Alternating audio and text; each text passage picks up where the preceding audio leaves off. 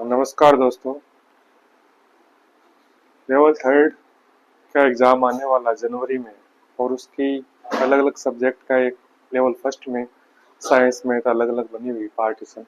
तो इसमें जो साइंस पोर्शन है विज्ञान वो 10 नंबर कवर करता है। काफ़ी होते हैं 10 नंबर। बहुत कुछ मेरिट को पूरा एक नंबर से चेंज हो जाती है तो आप छोड़कर या उसको हल्का नहीं समझ सकते। इसके लिए एक मैराथन क्लास है, हो सके तो एक क्लास में मैं कंप्लीट कराने की कोशिश करूंगा। 2 या हाईएस्ट 3 पार्ट बन सकते हैं क्योंकि जो लेवल आ रहा है आजकल हल्का नहीं ले सकते।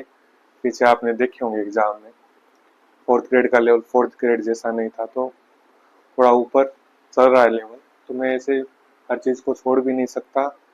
तो जो इम्पोर्टेंट जो है, मतलब इसमें से जो आप पढ़ लोगे तो आपको बाहर से पढ़ने की जरूरत नहीं है।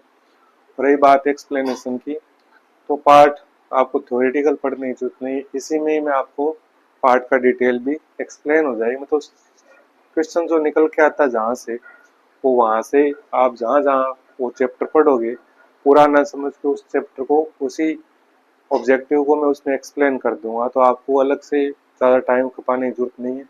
सिलेबस भी काफ़ी बड़ा है, तो आप ऐसे नहीं है कि उस सिलेबस में केवल एक साइंस में टाइम दे दो, मैथ में टाइम दे दो, और भी किताबें आपके पास है, उनमें से भी वेटेज काफ़ी है उसका। इसलिए आपको एक मैराथन 2 या 3 क्लास है, हाईएस्ट एक क्लास में कंप्लीट करा दूंगा। तो आप इसको पढ़ के जाइए। तो 1-2 बार रिवीजन करोगे तो आपके कंफर्म लगभग इसी में से 99% है, तो लगभग इसमें आ जाएगा कंप्लीट। तो अपन क्लास शुरू करते हैं आज। तो देखो, सबसे पहला प्रश्न देखो, ईस्ट में अलिंगी जनन की विधि है। ईस्ट क्या होता है? कवक होता है। और जनन 3 प्रकार के होते हैं, कायिक, अलैंगिक और लैंगिक। कायिक जनन में क्या होता है? कोई शरीर का टूटा हुआ भाग मिट्टी में गया या कोई टूट कर अलग हुआ, उससे नया जीव बन गया। जैसे आलू है, उसको काटा, उसमें बोया और नया आलू बन गया, कोई बीज बाज की जरूरत नहीं पड़ी। एक होता है अलैंगिक जनन। अलैंगिक मतलब 2 लिंग जरूरत नहीं है उसमें, मादा और नर की जरूरत नहीं है, वो अकेला ही एक नई संतति बना सकता है या अपना विकास कर सकता है। और लैंगिक में नर और मादा दोनों चाहिए, दोनों मिलेंगे, गुणसूत्र मिलेंगे, उससे नया जीव बनेगा, जैसे मनुष्य। तो अलैंगिक जनन है ज्यादा करके पादपों में और कवकों में, इनमें होता है, शैवालों में। तो अलैंगिक जनन की विधि देखो, मुकुलन, विखंडन, ये दोनों ही अलैंगिक जनन की विधि है। जेम्यूल है वो अलग चीज है कि प्रतिरोधकता है दोनों। लेकिन इसमें कहा ईस्ट नामक कवक में कौन सी होती है? तो ईस्ट नामक कवक में जो अलैंगिक जनन है वो मुकुलन द्वारा होता है। ध्यान रखना, ये बहुत बार एग्जाम में आता है क्वेश्चन। मुकुलन मतलब ये पौधा है, कोई ईस्ट मतलब कवक है, इससे एक नया एक ऐसे बड जैसा बन जाता है अलग। इसको बडिंग भी बोलते हैं। मुकुलन का नाम याद रखना, बडिंग, बड या बडिंग। ये बड अलग होकर नया कवक बना लेता है, नया ईस्ट बना लेता है, इसको बोलते हैं मुकुलन। दूसरा देखो, युग्मकों, युग्मक 2 प्रकार के होते हैं, मादा युग्मक अंडाणु और नर युग्मक शुक्राणु का संलयन। दोनों युग्मक का संलयन को क्या बोलते हैं, ध्यान रखना। तो दोनों युग्मकों का संलयन आपने पढ़ा होगा, परागण, निषेचन, प्रकीर्णन, कोई नहीं। तो युग्मकों का संलयन को क्या बोलते हैं? निषेचन। और यदि आपसे पूछे कि मनुष्य में निषेचन कहाँ संपन्न होता है, तो दोनों युग्मक मादा में मिलते हैं और मादा के जो मादा जनन तंत्र है उसके फेलोपियन नलिका या अंडवाहिनी में निषेचन की क्रिया संपन्न होती है। निषेचन कहाँ होता है? अंडवाहिनी या फेलोपियन नलिका में, आपने पढ़ा होगा। क्वेश्चन नंबर 3 देखो, मनुष्य में लिंग निदान होता है। अब इसमें थोड़ा बहुत गलत कर 90% तो व्यक्ति गलत कर देते हैं इसमें। इस पर्सन में सोचते हैं नॉर्मल पर्सन है, लेकिन मनुष्य में लिंग निदान आपने पढ़ा होगा, एक्स एक्स फीमेल में होता है, एक्स वाई मेल में होता है, दोनों मिलेंगे। एक्स एक्स होगा वो लड़की बनेगा, एक्स वाई होगा लड़का बनेगा। तो आपके दिमाग में है कि भाई एक्स और वाई दोनों निर्धारित करते हैं, क्योंकि वो मिलेंगे तो लड़का नहीं लड़की। लेकिन केवल लिंग निर्धारण में केवल पुरुष का वाई क्रोमोसोम ही निर्धारित करता है। लिंग का ध्यान रखना, एक्स वाई दोनों गुणसूत्र निर्धारित नहीं करते, एक्स गुणसूत्र निर्धारित नहीं कर सकते। काई गुणसूत्र तो चीज ही अलग है, वो लिंग निर्धारण में रोल ही नहीं है। वो आंखों का कलर, बालों का कलर उनमें कायिक लक्षणों के लिए। तो एक्स वाई न करके ये नहीं करना, आपको ये ध्यान रखना, आपको करना वाई गुणसूत्र द्वारा लिंग निर्धारण होता है। और मान लो वाई गुणसूत्र न दे, ऑप्शन में केवल x why they they, x गुणसूत्र दे दे, काय गुणसूत्र दे दे और कह दे कोई नहीं, चार में से कोई अलग से वाई गुणसूत्र नाम न दे, तब आपको उस कंडीशन में एक्स और वाई दोनों गुणसूत्र लिंग निर्धारित करते हैं, उस कंडीशन में करना है। लेकिन यदि अलग से वो वाई गुणसूत्र दे रहा है तो आपको यही आंसर 100% सही होगा। नेक्स्ट देखो क्वेश्चन नंबर 4, जनन विधि सुमेलित करना है। तो जनन की विधि देखो, ईस्ट में अभी बताया था कायिक प्रवर्धन, बीजाणु खंडन, मुकुलन। तो मुकुलन ईस्ट में होता है, तो ए में हो गया 4, तो ए में देखो 4 2 में आ रहा है। अब आते हैं अगला, आलू।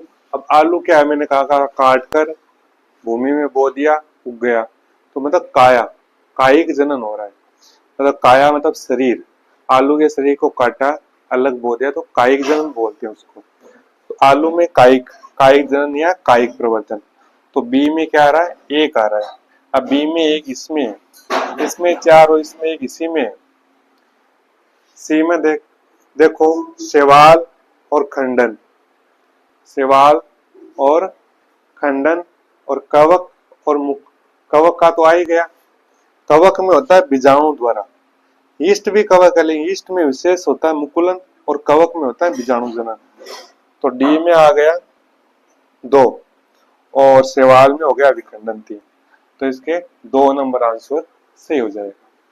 नेक्स्ट क्वेश्चन पर आते हैं। नेक्स्ट क्वेश्चन देखो, क्वेश्चन नंबर 5 है, मादा और नर में क्रमशः लिंग गुणसूत्र होते हैं।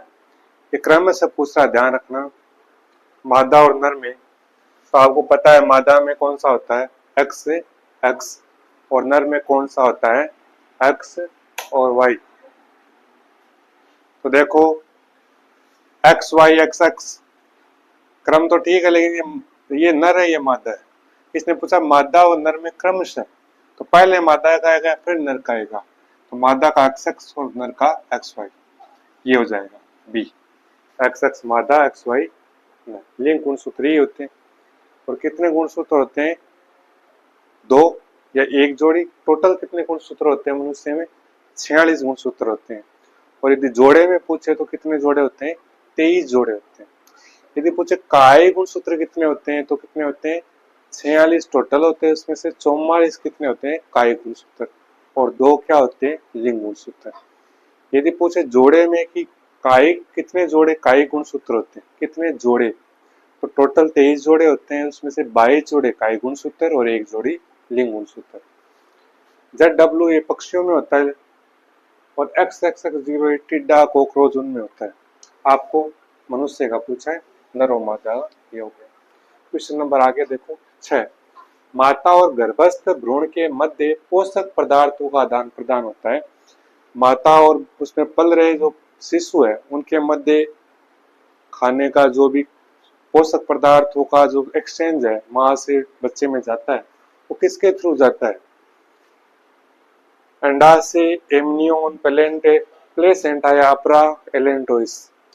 तो माता और गर्भस्थ शिशु के मध्य जो जॉइंट्स होते हैं, मतलब जो अपरा बोलते हैं, उसके मध्य अपरा या प्लेसेंटा होती है, जिसके होकर माता से बच्चे में पोषक पदार्थ जाते हैं।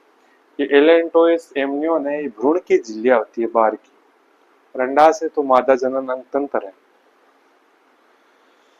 अंडाशय में तो अंडा बनता है। क्वेश्चन नंबर 7 देखो, मानव में निषेचन की क्रिया, पीछे आया था क्वेश्चन, क्या होता है, फेलोपियन नलिका या अंडवाहिनी में निषेचन होता है। गर्भाशय में बच्चे का पालन होता है, मतलब बच्चे का विकास होता है, और अंडाशय से अंडा बनता है स्त्रियों में। क्वेश्चन नंबर 8 देखो, मनुष्य में गर्भावस्था की अवधि कितनी होती है, तो 9 महीने होती है।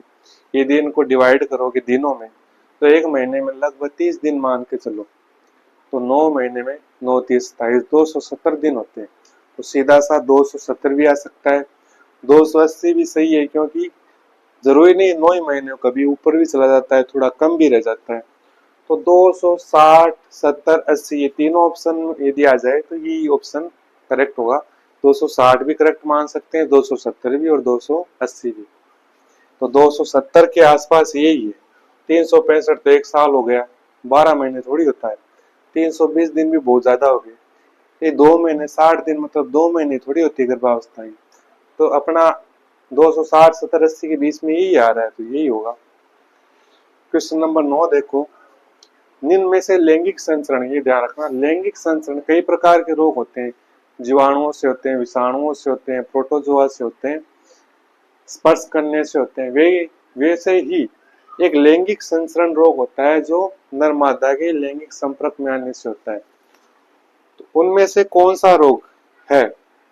तो इसमें देखो, एसटीडी भी बोलते हैं इसको, लैंगिक संचरण रोग को। एसटीडी का मतलब, एस का मतलब सेक्सुअल ट्रांसमिटेड डिजीज, लैंगिक संचरण रोग।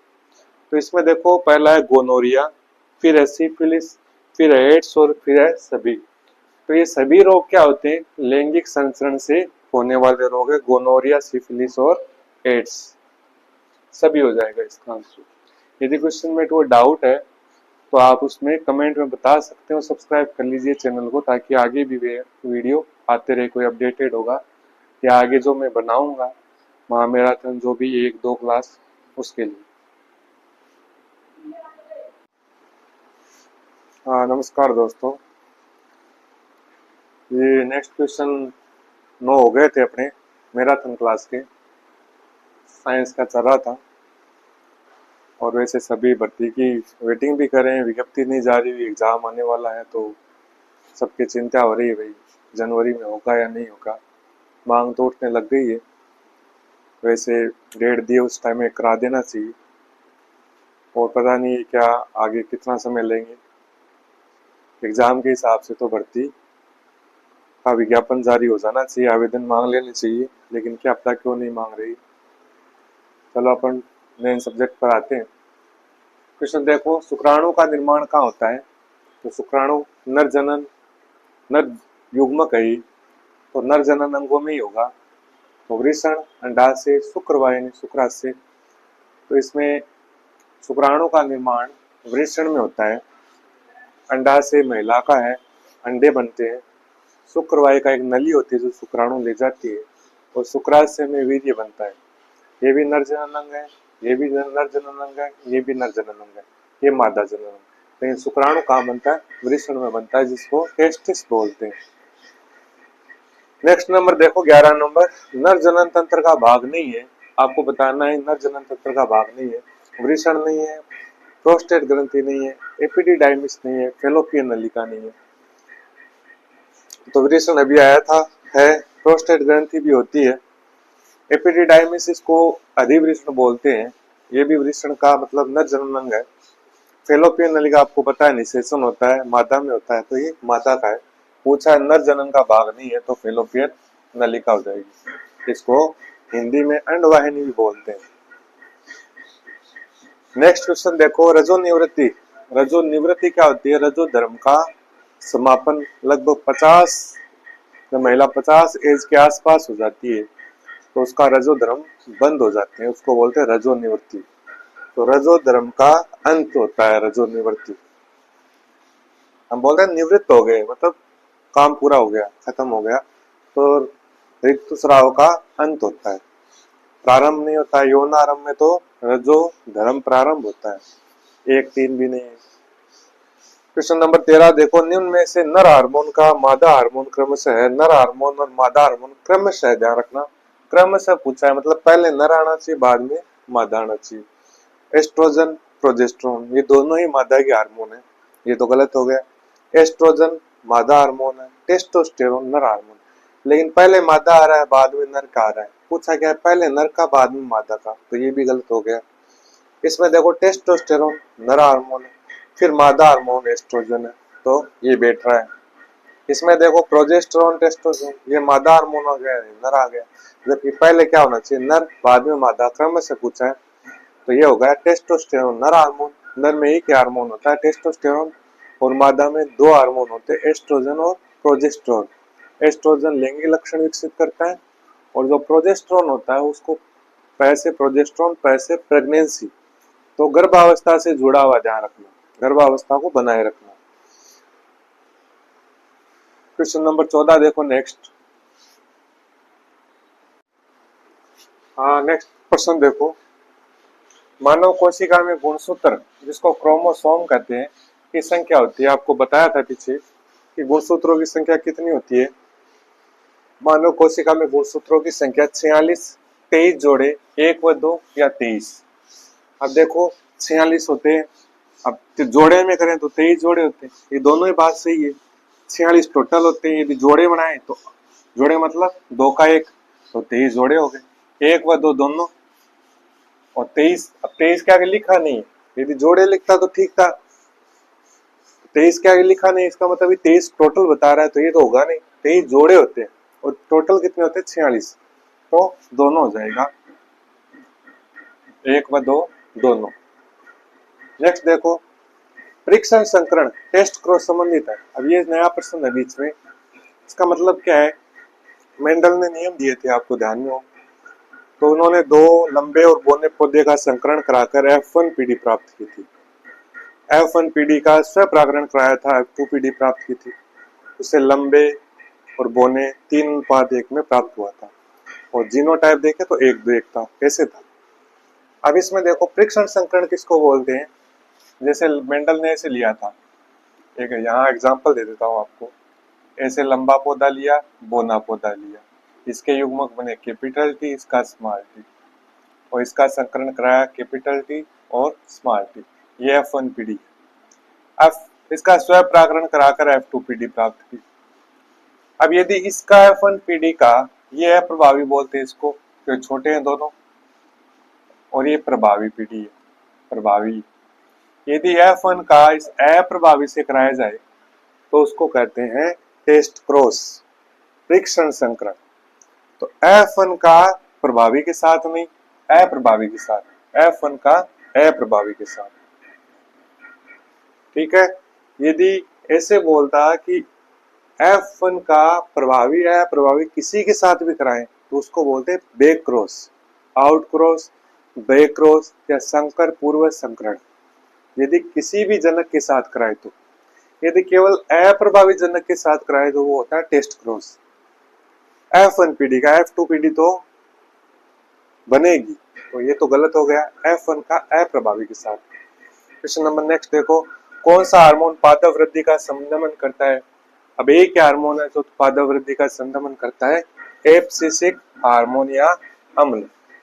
ऑक्सिन बढ़ाता है, जिब्रेलिन बीजों को अंकुरित होने में सीड जर्मिनेशन के लिए जरूरी है, इथाइलिन फलों को पकने के लिए जरूरी है, एब्सिसिक अम्ल ये एब्सिसन लेयर बना देता है पत्तियों को जड़ने के लिए, फलों को पक गिराने के लिए और वृद्धि को रोकने के लिए, 3 काम आता है ये।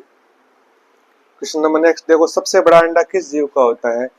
शुतुरमुर्ग, मेंढक, मुर्गी, मानव। तो शुतुरमुर्ग का अंडा सबसे बड़ा अंडा होता है, ध्यान रखना, शुतुरमुर्ग का अंडा सबसे बड़ा अंडा होता है। एक क्वेश्चन है, आगे नेक्स्ट भी चलेंगे, बता देता हूँ एक चीज, इसमें लगभग आपका कवर हो गया पार्ट या पूरे कवर हो जाएंगे आपके। एमसीक्यू से ज्यादा बेटर समझ में आएगा, आपके पास इतना समय भी नहीं है कि आप इसको पूरा दे सको, इतने नंबर भी नहीं है, लेकिन फिर भी 10 नंबर बहुत है, तो आप इसको एमसीक्यू से करने की कोशिश कीजिए। कोई प्रॉब्लम हो तो आप कमेंट में बता सकते हैं मुझे।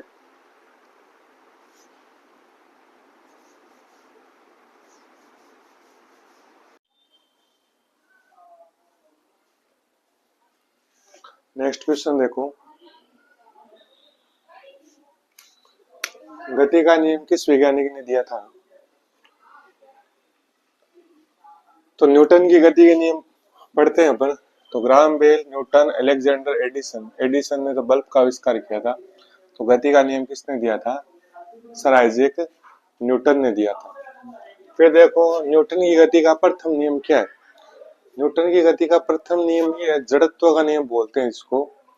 ये क्या कहता है कि जो कोई वस्तु स्थिर है तो स्थिर रहेगी, और कोई वस्तु यदि गतिशील है तो गतिशील रहेगी, जब तक उस पर कोई बाहर से अपन फोर्स या बल नहीं लगाएंगे। उसको बोलते हैं जड़त्व का नियम।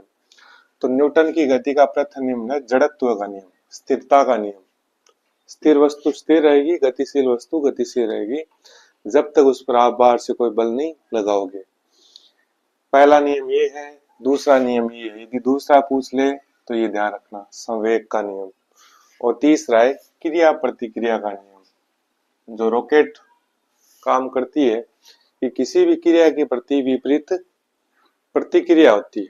जैसे आप किसी के थप्पड़ मारोगे तो वो भी प्रतिक्रिया दो मारेगा, तो वो प्रतिक्रिया होगी। क्रिया के विपरीत क्या होगी, प्रतिक्रिया। तो रॉकेट ऊपर जाती है, जो धुआं उसका नीचे ऊपर, क्रिया के अपोजिट प्रतिक्रिया। तीसरा नियम ये है, दूसरा संवेग है, और पहला है जड़त्व का नियम। न्यूटन ने 3 नियम दिए थे।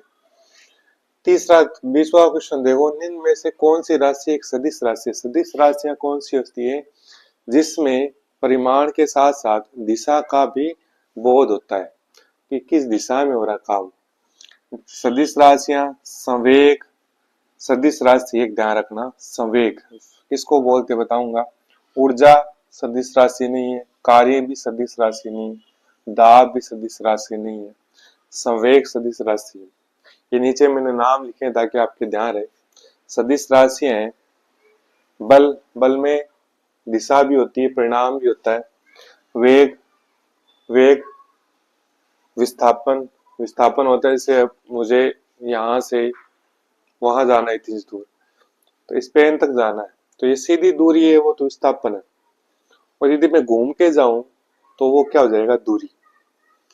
तो निश्चित दिशा में जा रहा हूं, इसका मतलब विस्थापन है।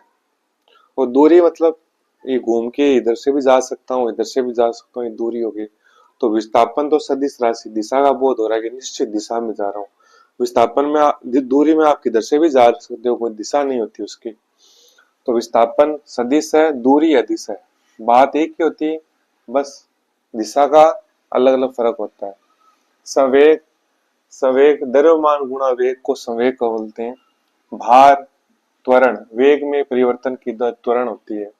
ये सब क्या है, सदिश राशि है, दिशा और परिणाम दोनों का बोध होता है। दूसरा अदिश राशि है, दूरी, दिशा का ज्ञान नहीं होता। द्रव्यमान, समय, तापमान, आयतन, गति, कार्य, ऊर्जा, घनत्व, ये सब क्या है, अदिश राशि। ओनली परिणाम पता होता है, दिशा का हमें बोध नहीं होता, अदिश राशि होती है। नेक्स्ट क्वेश्चन 21 देखो, रॉकेट की गति पर कौन सा संरक्षण का सिद्धांत लागू होता है।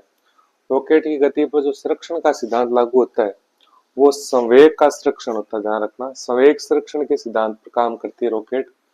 और रॉकेट न्यूटन की गति के कौन से नियम पर काम करती है, ये तीसरा नियम होता है क्रिया प्रतिक्रिया का नियम, इस पर काम करती है। और संरक्षण सिद्धांत कौन सा होता है, संवेग का संरक्षण, संवेग संरक्षण के सिद्धांत पर कार्य करती है रॉकेट। नेक्स्ट देखो,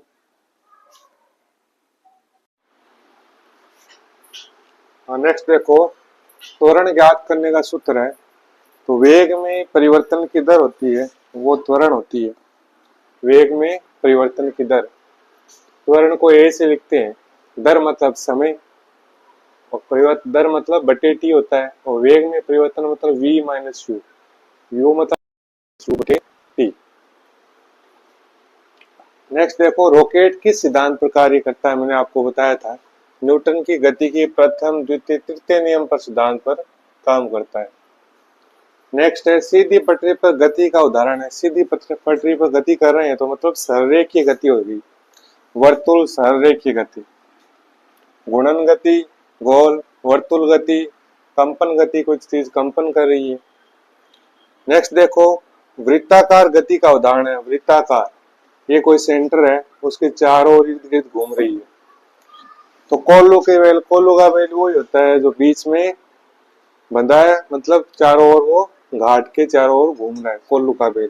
तो वृत्ताकार गति कोल्लू का बेल होगी। ट्रेन की गति संरेखीय, पेंडुलम की गति आवर्त गति होती है, ध्यान रखना।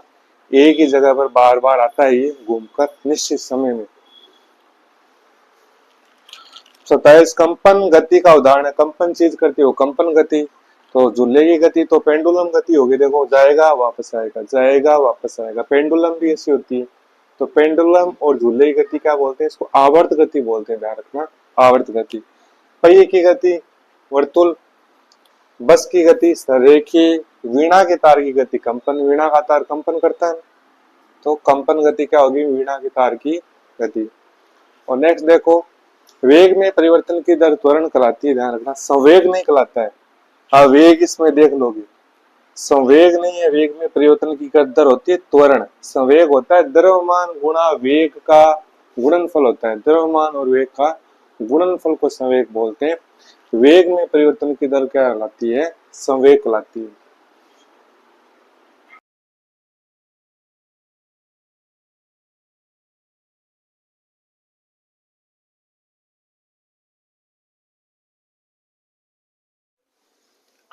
नमस्कार दोस्तों, स्वागत है आपका हमारे YouTube चैनल स्टडी स्ट्रीम में। क्वेश्चन चल रहे थे मैराथन क्लास के। थोड़ा बीच में कुछ क्वेश्चनों में आपके कंफ्यूजन होगा, उसके लिए क्लेरिफिकेशन दे रखा हूँ। किताबों में भी कंफ्यूज कर रखा है, तो उसके लिए देखिए, एक पीछे क्वेश्चन आया था, जस्ट इससे पीछे आवर्त गति आया था, गुणन गति आया था, कंपन गति आया था, सरल रेखीय गति आया था। ये 3-4 गतियां आई थी और उसमें मिक्स कर रखा था। तो उसमें क्लेरिफिकेशन कर देता हूँ आपको। आवर्त, आवर्त किसको बोलते हैं? जो बार बार पुनरावृत्ति होती है, एक ही पथ पर बार बार गति होती है, उसको बोलते हैं आवर्त गति। आवर्त गति एक निश्चित समय अंतराल पश्चात अपने पथ को दोहराता है, अपनी जगह वापस आ जाता है वो घूम फिर के, और वापस वही पथ दोहराता है, उसको बोलते हैं आवर्त गति। अब ये ध्यान रखना कि उसमें कुछ एग्जाम्पलों में कंपन गति का रखा है, आवर्त गति के एग्जाम्पल में कुछ आवर्त गति का रखा है। तो कंपन गति आवर्त गति का ही प्रकार है। दोनों ऑप्शन आ जाए, जैसे गिटार के तार का है। अब इसको सरल साइंस में ले जब तो कंपन गति, और थोड़ा सा एडवांस देखे तो ये आवर्त गति है, क्योंकि कंपन गति भी आवर्त है। कंपन में भी कण ना अपने पथ को दोहराता है, बार बार एक ही जगह पर कंपन करता है, तो कंपन में भी आवर्ती होती है। तो आवर्त गति कंपन गति अलग नहीं है, उसी का रूप है। कंपन गति मिल जाए गिटार के तारों में तो ठीक है, कंपन गति न मिले, आपको आवर्त गति मिले तो आवर्त गति सही है। दोनों मिले और दोनों ही ए बी ऑप्शन आ जाए तो दोनों सही है। और यदि आवर्त और कंपन दोनों मिल जाए, दो और अलग ऑप्शन मिल जाए, आवर्त और कंपन दोनों में से एक छांटना हो, तो गिटार के तार में कंपन छांट लेना, और मैं एग्जांपल बता रहा हूँ उसमें आवर्त गति छांट सकते हो आप। पहला एग्जांपल देखो, सरल लोलक पेंडुलम की गति। पेंडुलम क्या होता है? घड़ी के नीचे लटकता हुआ रहता है। अब इसमें पथ कहाँ दोहराया? एक गया इधर आया, फिर वापस जाके वापस आ रहा है, अपने पथ को एक निश्चित समय में दोहरा रहा है, इसलिए इसमें क्या है? आवर्त गति। पेंडुलम घड़ी की। पृथ्वी सूर्य के चारों ओर। अब इसमें एक ध्यान रखना, एक तो पृथ्वी अपनी दूरी पर घूमती है, जैसे लट्टू घूमता है वैसे, वो तो होता है घूर्णन गति। यदि अपनी दूरी पर घूमे वो घूर्णन गति है, और अपने एक पथ पर, निश्चित पथ पर घूमे, उसको आवर्त गति कहते हैं। अपने ही रास्ते पर वापस आएगी, तो सूर्य और ये पृथ्वी है, तो पृथ्वी घूमकर आई, वापस अपने पथ को दोहरा रही है, दोहरा रही। तो सूर्य के चारों ओर पृथ्वी का घूमना क्या है? आवर्त गति है। और सूर्य, पृथ्वी के चारों ओर चंद्रमा का घूमना भी क्या है? आवर्त गति। पृथ्वी और चंद्रमा का अपनी दूरी पर घूमना क्या है? घूर्णन गति। वो आगे बता दूंगा मैं आपको। चंद्रमा का पृथ्वी के चारों ओर घूमना भी क्या है? आवर्त गति। झूला है, बच्चा झूला झूल रहा है, गया वापस आया, एक निश्चित समय वापस आ गया, वापस उसी पथ में जा रहा है, वापस आ रहा है, एक निश्चित समय पश्चात वो पथ को दोहरा रहा है, तो क्या हो गया? आवर्त गति। तो झूला झूलने वाले बच्चों की गति। वाद्य यंत्र के तारों का कंपन। कंपन में कण, कंपन का मतलब होता है कोई कण है अपने पथ पर बार बार कंपित हो रहा है, जगह अपने पथ को दोहरा रहा है, उसको बोलते हैं कंपन। तो नीचे लिख दिया मैंने, कंपन गति भी एक आवर्त गति ही होती है। तो वाद्य यंत्रों के तारों का कंपन है वो एक प्रकार की आवर्त गति है, उसको कंपन गति भी बोल सकते हो आप। हृदय की धड़कन बार बार रिपीट होती है। सिलाई मशीन गई वापस अपने पथ को दोहरा रही है बार बार एक निश्चित समय में, तो सिलाई मशीन की सुई की गति भी क्या है, आवर्त गति है। अब बात आती है घूर्णन गति, उसमें भी एक दो मैं आपको क्लियर कर देता हूँ।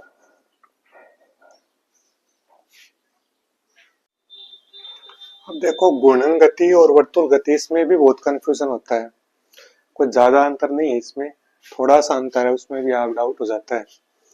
घूर्णन गति होती है अपनी अक्ष पर ही घूमना, अपने निश्चित अक्ष पर घूमते रहना, किसी के चारों ओर घूमना नहीं, अपने अक्ष पर घूमना। जैसे किसी वस्तु का किसी निश्चित अक्ष के चारों ओर घूमना क्या होता है, घूर्णन गति। जैसे पृथ्वी का अपनी दूरी पर घूम रही है पृथ्वी, वो क्या है, घूर्णन गति। लट्टू लट्टू अपनी दूरी पर घूमता है एक अक्ष पर, बच्चे जो लट्टू होता है बच्चे चलाते हैं उसे घुमाते हैं, लट्टू की गति भी क्या है, घूर्णन गति है। साइकिल का पहिया भी ताड़ियों के बीच में एक सेंटर होता है, उसके चारों ओर चलता रहता है, तो साइकिल के पहिए की गति।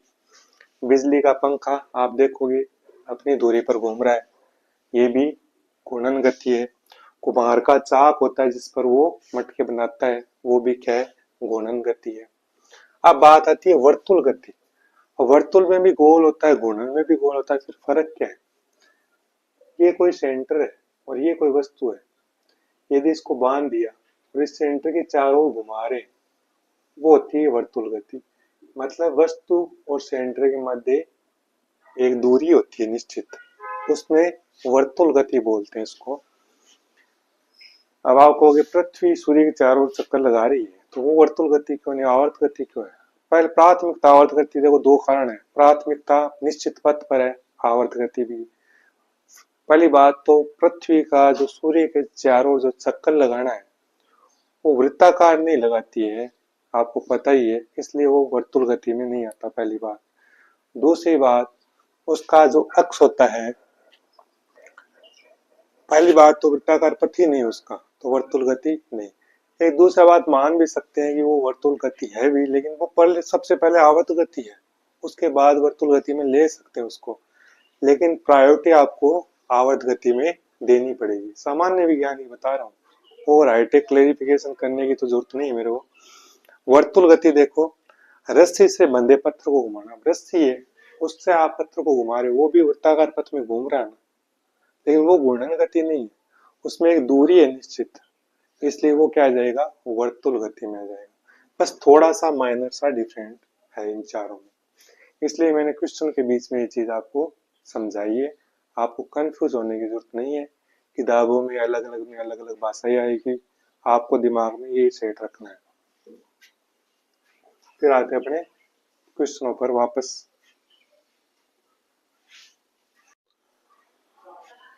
नेक्स्ट क्वेश्चन देखो, अब क्वेश्चन पर आ जाते हैं, बीच में मैंने थोड़ा समझाया था ताकि कंफ्यूजन ना हो आपके।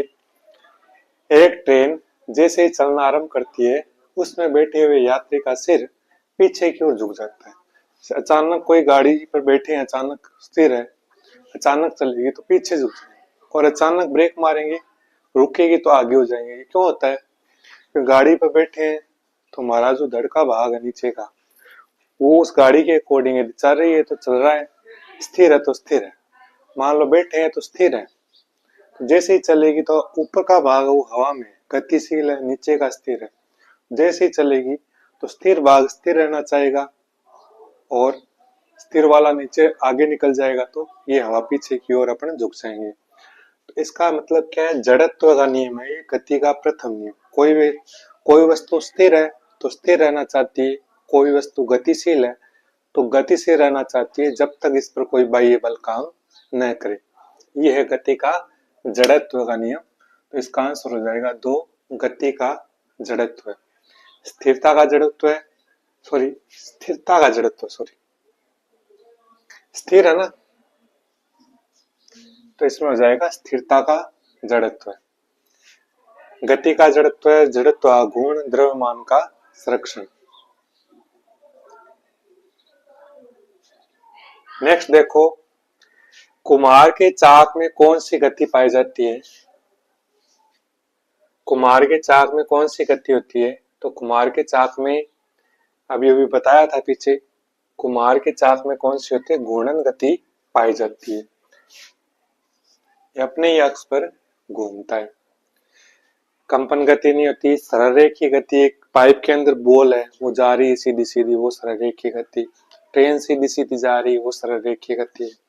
और मैंने बता दिया आपको, कंपन, वर्तुल सब बताया हुआ है। तो कुमार के चाक में कौन से घूर्णन गति। नेक्स्ट देखो 31वां, वस्तु की वर्तमान स्थिति स्थिर है या गतिमान है, जो भी है, न बदल सकने वाले गुण को न्यूटन ने किस नियम से व्याख्या करके समझाया? कि कोई भी वस्तु है वो स्थिर है तो वो कोई गुण नहीं बदलना चाहती, मतलब वो जड़त्व में ही रहना चाहती है, मतलब परिवर्तन का विरोध करेगी, उसको बोलते हैं जड़त्व। और जड़त्व मतलब परिवर्तन का विरोध करना। तो न्यूटन की गति का कौन सा नियम था? प्रथम नियम था, जड़त्व का नियम बोलते हैं जिसको। द्वितीय नियम था वो संवेग का नियम था, जिस पर रॉकेट काम करती है। रॉकेट में संरक्षण के सिद्धांत पर काम करती है, और रॉकेट की गति है और न्यूटन के तीसरे नियम क्रिया प्रतिक्रिया के नियम पर काम करती है। तो जड़त्व का नियम है। नेक्स्ट है, कौन सी गति एक निश्चित समय अंतराल पश्चात नहीं दोहराई जाती? तो निश्चित समय अंतराल पश्चात कौन सी दोहराई जाती है? आवर्त गति। तो इसमें से जो आवर्त गति नहीं है वो देख लो, धड़कन वापस रिपीट होती है, पृथ्वी अपने अक्ष पर घूम रही है वापस, घड़ी के पेंडुलम बार बार रिपीट हो रहा है। पेड़ से फल का टूटना, पेड़ से फल का कोई आवर्त गति नहीं है। और दूसरी बात, तो पेड़ से फल टूटना वो जड़त्व के नियम पर आधारित है, गति के प्रथम नियम पर। क्यों? कोई फल है वो स्थिर है, और पेड़ है उसको हिलाओगे तो पेड़ गति करेगा, और जो स्थिर है वो स्थिर रह के नीचे गिर जाएगा फल। वो स्थिर है, अपने फल को नहीं हिलाया, पेड़ को लाया है, तो गति पेड़ ने की है। फल टूटेगा तो वो टूट कर वैसा का वैसा उसी जगह पर आ जाएगा। तो पेड़ का टूटना है वो आवर्त गति नहीं है, ये गति का प्रथम नियम जड़त्व का नियम है। ये कुछ इंपॉर्टेंट क्वेश्चन है, तो जाके देखते जाइए, क्योंकि इंपॉर्टेंट इसमें से पर्सन क्वेश्चन आते हैं लगभग। तो कोई आपकी क्वेरी है तो आप कमेंट में लिख सकते हैं। और यदि आगे भी आप ऐसे ही मैराथन क्लासेस चाहते हो, बीच बीच में क्लास से जो बढ़ती है वो निकालते मैं बताता रहता हूँ, तो उसके लिए आप मेरे यूट्यूब चैनल स्टडी स्ट्रीम को सब्सक्राइब कर लीजिए, ताकि कोई भी नया नोटिफिकेशन है, से भर्ती का हो, जी कोई आंसर की डाली हो, कोई भी हो, तो मैं आपको सबसे पहले आपको प्राप्त हो जाए।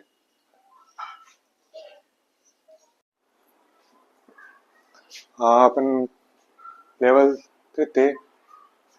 फर्स्ट मतलब थर्ड ग्रेड अध्यापक लेवल फर्स्ट की क्वेश्चन आंसर महामैराथन चल रहा था अपना, और क्वेश्चन 32 हो गए थे। 33वां देखो, कोशिका के किस कोशिका को पावर हाउस या शक्ति ग्रह कहते हैं? तो ये सब लगभग सुना हुआ सभी का। तो माइटोकॉन्ड्रिया को बोलते हैं पावर हाउस या शक्ति ग्रह बोलते हैं। हरित लवक, माइटोकॉन्ड्रिया, गोल्जी का नाभिक, तो माइटोकॉन्ड्रिया इसका आंसर हो जाएगा। नेक्स्ट देखो, संक्रमित कोशिका से ऐसा कौन सा पदार्थ स्रावित होता है जो अन्य गैर संक्रमित कोशिकाओं को संक्रमण से बचाता है? ये ध्यान रखना कि मान लो कोई वायरस या जीवाणु से संक्रमित हो गई एक कोशिका, तो संक्रमित कोशिका से ऐसे एक पदार्थ बनता है जो अन्य आसपास की जो संक्रमित नहीं हुई अभी तक उन कोशिकाओं को उस संक्रमण से बचाता है। उस पदार्थ का नाम पूछ रहा है। तो इंटरफेरोन, ल्यूकोसाइट, डब्ल्यूबीसी, न्यूट्रोफिल। तो ये ध्यान रखना कि इंटरफेरोन वायरस संक्रमित कोशिकाओं से इंटरफेरोन स्रावित होते हैं जो अन्य गैर संक्रमित कोशिकाओं को संक्रमण से बचाते हैं। ल्यूकोसाइट, डब्ल्यूबीसी को ही बोलते हैं। न्यूट्रोफिल तो एक खुद प्रतिरक्षी कोशिका है। एक इंटरल्यूकिन भी होता है, ध्यान रखना। इंटरफेरोन और इंटरल्यूकिन में ज्यादा फर्क नहीं है, लेकिन वो डब्ल्यूबीसी इन्हीं से स्रावित होता है। मुख्य रूप से इंटरफेरोन होता है संक्रमण से संबंधित। एक 35 नंबर क्वेश्चन देखो, कोशिका की प्रोटीन फैक्ट्री किसे कहते हैं? प्रोटीन फैक्ट्री मतलब कोशिका का ऐसा कौन सा कोशिकांग है, कोशिकांग मतलब कोशिका के अंदर जो है ऐसा कौन सा कोशिका अंग है जिससे प्रोटीन का निर्माण होता है? लाइसोसोम, राइबोसोम, माइटोकॉन्ड्रिया, गोल्जी का। तो ये तो पावर हाउस हो गया, शक्ति ग्रह। लाइसोसोम आगे बताऊंगा क्या होता है। गोल्जी का भी। राइबोसोम, राइबोसोम को प्रोटीन फैक्ट्री कहते हैं, राइबोसोम से प्रोटीन बनते हैं। नेक्स्ट देखो 36 नंबर क्वेश्चन, कोशिका इंजन किसको बोलते हैं? कोशिका का इंजन मेन मुख्य होता है, इंजन के बिना गाड़ी नहीं चल सकती, वैसे ही इस इंजन के बिना भी कोशिका काम नहीं कर सकती। तो कोशिका का इंजन किसको बोलते हैं? इसे भी राइबोसोम को ही बोलते हैं, ध्यान रखना। कोशिका का इंजन किसको बोलते हैं? राइबोसोम को। केंद्रक होता है वो कोशिका का, कंट्रोलर होता है, पूरी कोशिका उसी से कंट्रोल होती है। नेक्स्ट देखो,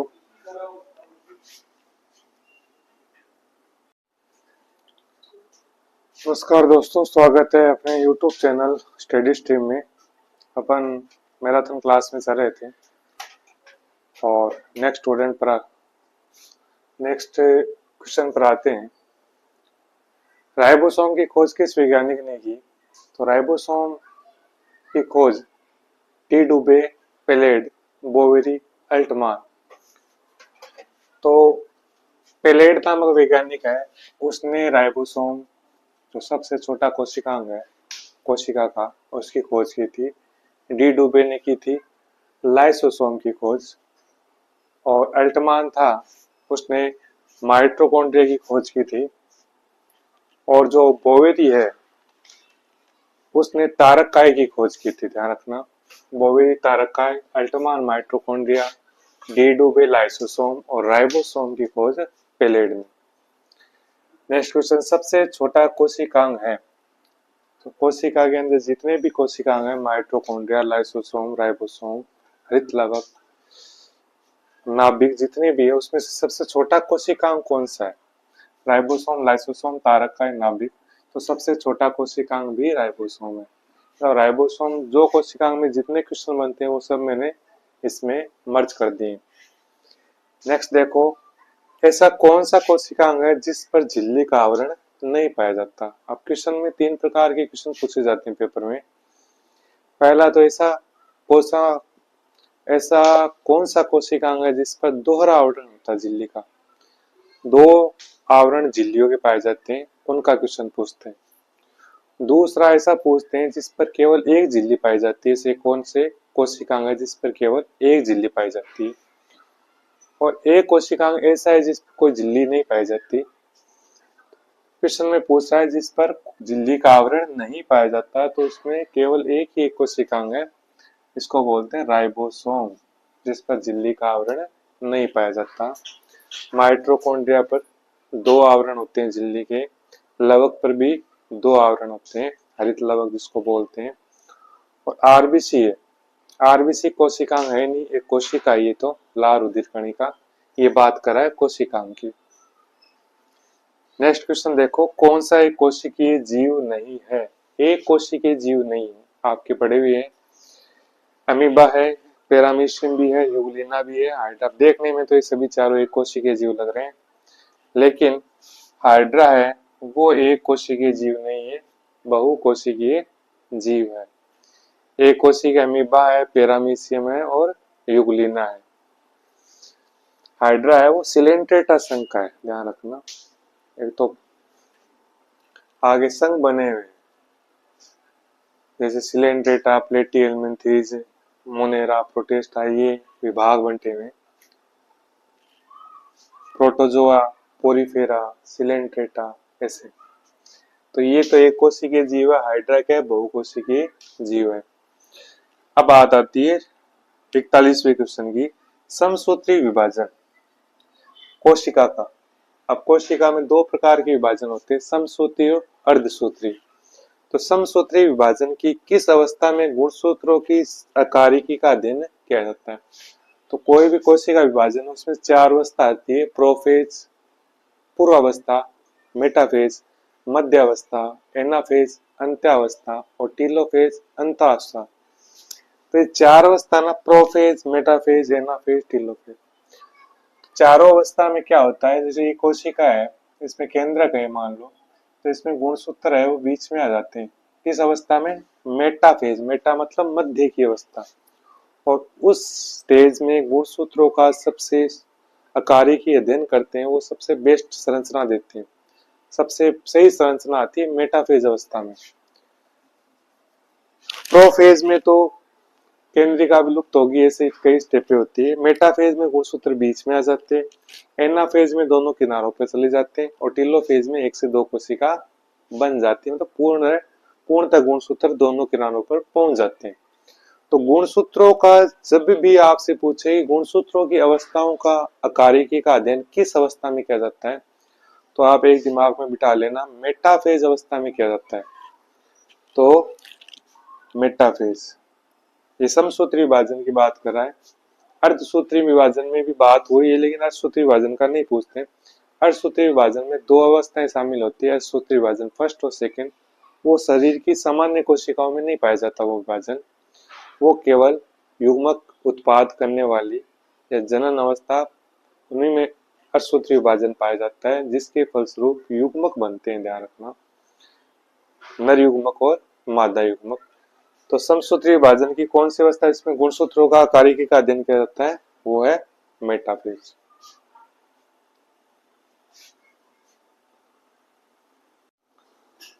हाँ, नेक्स्ट क्वेश्चन देखो, 42 नंबर क्वेश्चन चल रहा है। एक जीन एक एंजाइम संकल्पना किसने दी थी? तो एक जीन एक एंजाइम संकल्पना दी थी रॉबर्ट ब्राउन, पीटर टेटम, स्लाइडन और स्वान, कोई नहीं। तो इसमें बिडल और टेटम नामक वैज्ञानिक ने एक जीन एक एंजाइम संकल्पना दी थी। स्लाइडन और स्वान था, उन्होंने कोशिका सिद्धांत दिया था, और रॉबर्ट ब्राउन ने केंद्रक की खोज की थी। अब आते हैं नेक्स्ट क्वेश्चन पर। कॉर्नबर्ग एंजाइम किसको बोलते हैं? कॉर्नबर्ग एंजाइम है, ये बहुत बार एग्जाम में आता है, तो ध्यान रखना। जो कॉर्नबर्ग एंजाइम है वो डीएनए पॉलीमरेज को बोलते हैं, जो कि डीएनए संश्लेषण में काम आता है। DNA polymerase, DNA helicase DNA को खोलता है, और डीएनए आरएनए पॉलीमरेज ये आरएनए संश्लेषण में काम आता है।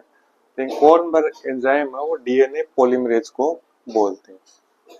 नेक्स्ट देखो, सहलगनता की खोज किस वैज्ञानिक ने की थी? तो सहलगनता की खोज की थी मॉर्गन नामक वैज्ञानिक ने। मॉर्गन, गेट्स, रॉबर्ट, ये कोशिका की खोज, केंद्र की खोज, गेट्स से कोई कनेक्शन नहीं है। सहलगनता होती है लक्षणों की एक साथ वंशागति अगली पीढ़ी में, और ड्रोसोफिला नामक फल मक्खी में इसने खोजा था। नेक्स्ट आता है, संतान का लिंग निर्धारण होता है एक्स गुणसूत्र से, एक्स वाई गुणसूत्र से, एक्स एक्स गुणसूत्र से, वाई गुणसूत्र से। तो लिंग निर्धारण में कौन सा गुणसूत्र भाग लेता है? वाई गुणसूत्र। कोई समझता है एक्स वाई गुणसूत्र, ये नहीं होगा, क्योंकि मुख्यतः वाई गुणसूत्र ही लिंग निर्धारित करता है। फिर आता है नेक्स्ट, मनुष्य के जीनोम की संख्या। जीनोम क्या होता है? जीनोम का मतलब होता है जो कोशिका में कुल गुणसूत्र होते हैं उसके आधे गुणसूत्र, मतलब अगुणित गुणसूत्रों के समुच्चय को क्या बोलते हैं? जीनोम बोलते हैं। तो मनुष्य में कितने गुणसूत्र होते हैं? 46। इसके अगुणित गुणसूत्र मतलब उसमें 2 भागों में बांटो, 46 का आधा कितना हो गया? 23। अगुणित कोशिका में गुणसूत्र कितने होते हैं? 23। तो अगुणित गुणसूत्र के समुच्चय को क्या बोलते हैं? जीनोम।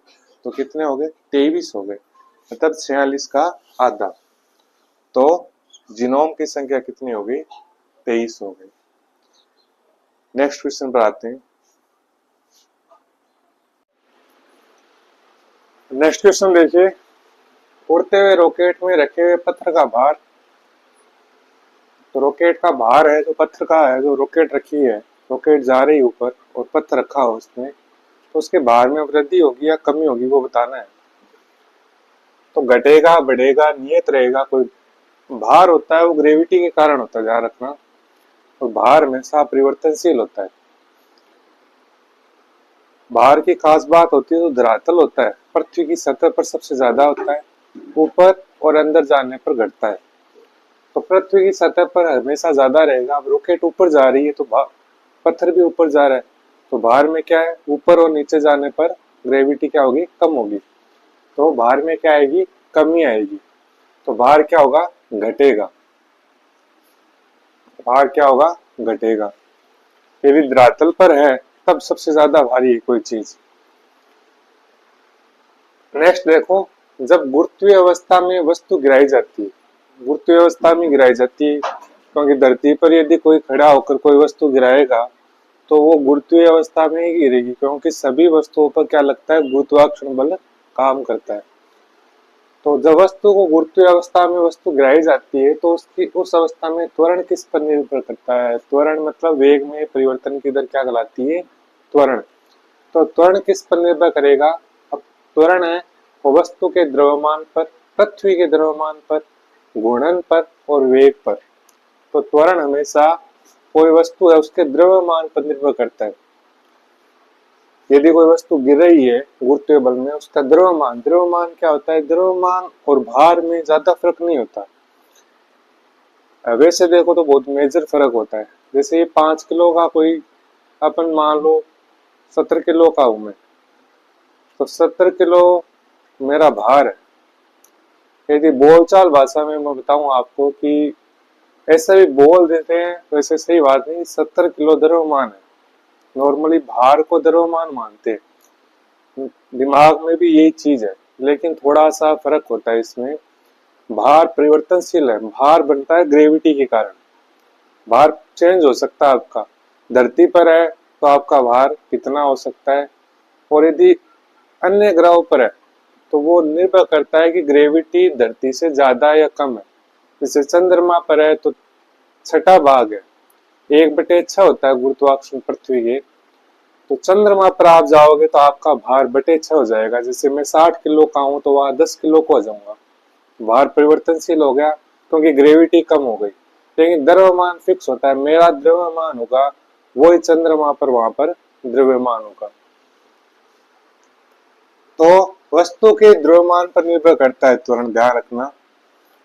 नेक्स्ट देखो, वस्तु के द्रव्यमान और भार में अंतर आ गया ना क्वेश्चन। द्रव्यमान और भार में क्या अंतर होता है, देखो द्रव्यमान स्थिर होता है, भार परिवर्तनीय होता है। सही चीज है, भार परिवर्तनीय होता है, अलग अलग ग्रहों पर अलग अलग भार हो सकता है। ग्रेविटी के कारण भार होता है, गुरुत्वाकर्षण बल के कारण भार होता है। यदि गुरुत्वाकर्षण बल आपसे हटा दिया जाए तो हवा में आप तैरते रहोगे, आपका भार शून्य हो जाएगा। तो भार परिवर्तनशील है, द्रव्यमान स्थिर है। द्रव्यमान फिक्स होता है व्यक्ति का, इतना है। दोनों परिवर्तनशील है, बिल्कुल नहीं। दोनों स्थिर है, बिल्कुल नहीं। भार स्थिर है, द्रव्यमान परिवर्तनशील है, नहीं। भार परिवर्तनशील है, द्रव्यमान स्थिर है, एक हो जाएगा। और नेक्स्ट देखो 50वां क्वेश्चन, संवेग में परिवर्तन की दर निम्न में से किसके बराबर होती है। तो संवेग में परिवर्तन की दर है वो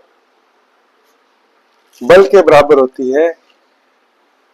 संवेग होता है, संवेग आपको बताया था मैंने कि द्रव्यमान गुणा वेग।